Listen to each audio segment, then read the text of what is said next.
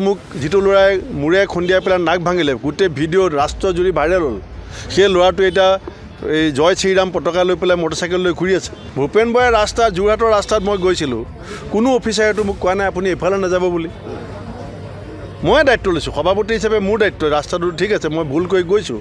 কওক কোনোবা যোৰহাটৰ অফিচাৰে মোক কৈছিল নেকি কি কাৰণে এই কামটো হৈছে? এই কাৰণেই হৈছে যে দেশৰ ভিতৰতে আটাইতকৈ ভ্ৰষ্টাচাৰী মুখ্যমন্ত্ৰী বুলি ভাৰত জোড়ো ন্যায় যাত্ৰাত অসমৰ মুখ্যমন্ত্ৰীৰ প্ৰকৃত চৰিত্ৰ প্ৰকৃত কাম কাজ আমি ৰাইজৰ সন্মুখত উন্মোচিত কৰিবলৈ আমি সফল হৈছোঁ।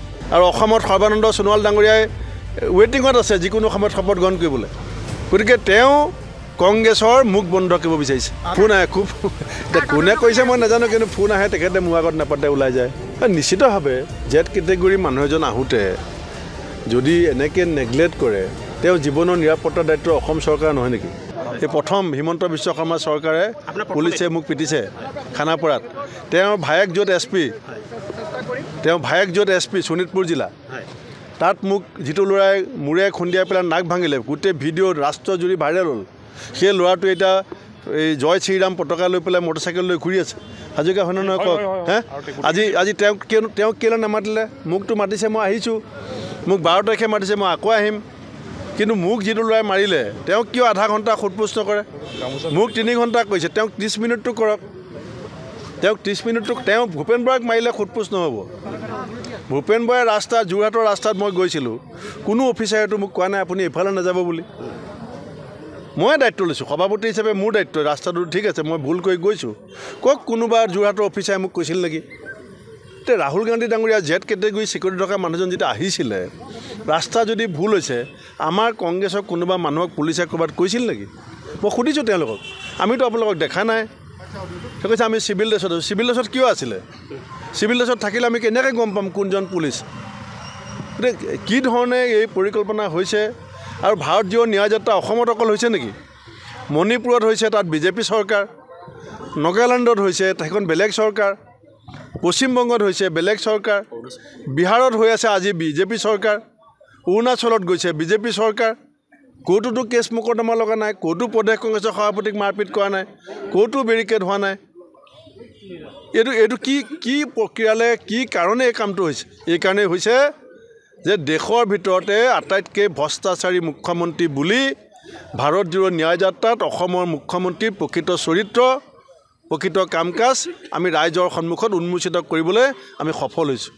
সেইকাৰণে তেওঁলোকে ভাবিছে যে এই কথাটো যদি বাৰে বাৰে কংগ্ৰেছে কৈ থাকে, ৰাইজে যদি এই কথাটো গ্ৰহণ কৰি লয়, কাৰণ এই ধৰণৰ ভ্ৰষ্টাচাৰী শাসনৰ কাৰণেই কৰ্ণাটকত বিজেপি চৰকাৰ হাৰিছে। এই ধৰণৰ ভ্ৰষ্টাচাৰৰ কাৰণে তেলেংগানাত বিজেপি মুখ্যমন্ত্ৰী অপসাৰিত হৈছে। কি কয় আপোনাৰ ত্ৰিপুৰাত এই ভ্ৰষ্টাচাৰত নিমজ্জিত হোৱাৰ কাৰণে বিজেপিয়ে মুখ্যমন্ত্ৰী বদলাবলৈ বাধ্য হৈছিলে। আৰু অসমত সৰ্বানন্দ সোণোৱাল ডাঙৰীয়াই ৱেটিঙত আছে যিকোনো সময়ত শপত গ্ৰহণ কৰিবলৈ। গতিকে তেওঁ কংগ্ৰেছৰ মুখ বন্ধ কৰিব বিচাৰিছে। থানাত সোধপোছ কৰা বা বিষয়াকেইজনক মই বেলেগ একো বেয়া পাবলগীয়া কথা নাই। ঠিক আছে, সোধপোছ কৰিছে, ভিডিঅ' দেখাইছে, সুধিছে, এইখিনি ঠিক আছে। কিন্তু বাৰে বাৰে ফোন আহে, এই যি কাৰণে ইমান দীঘলীয়া হৈছে। ফোন আহে খুব, এতিয়া কোনে কৈছে মই নাজানো, কিন্তু ফোন আহে, তেখেতে মোৰ আগত নাপাতে ওলাই যায়। ফোন আহে। মই সুধিছোঁ যে কি কাৰণে? মইতো কোনো মানুহ মৰা নাই, মোক কোনো পুলিচে বাধা দিয়া নাই যোৰহাটত, মোক কিয় নন বেলেবল দিছে? তেতিয়া তেওঁলোকে নেমাতে।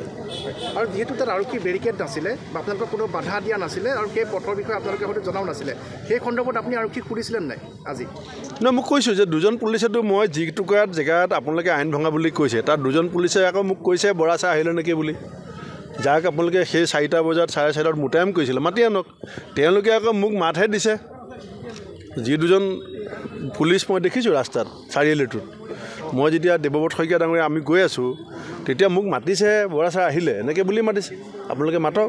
সেই সময়ত যদি আপোনালোকক বাধা দিলেহেঁতেন এনে পৰিস্থিতি নিছিল? বাধা দিয়াই নাই। মই সুধিছোঁ, তেওঁলোকে কৈছে আমি চিভিল ড্ৰেছত। মোৰ আপোনালোকে মেজিষ্ট্ৰেট আৰু এজন ছিনিয়ৰ অফিচাৰ ৰাখিব লাগিছিলে। কৈছে আমাৰ অফিচাৰ আছে, চিভিল ড্ৰেছত আছে। আছে যদি চিভিল ড্ৰেছত আছে যদিও আমাক কোনো কোৱা নাই। আৰু দেৱব্ৰত শইকীয়া ডাঙৰীয়াই আৰক্ষীৰ ওপৰত এটা তদন্তৰ পোষকতা কৰিছে।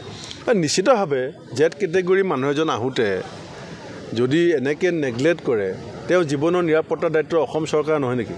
হিমন্ত বিশ্ব শৰ্মাই ৰাহুল গান্ধী ডাঙৰীয়াক বেয়া পায়, এইটো আমি জানো।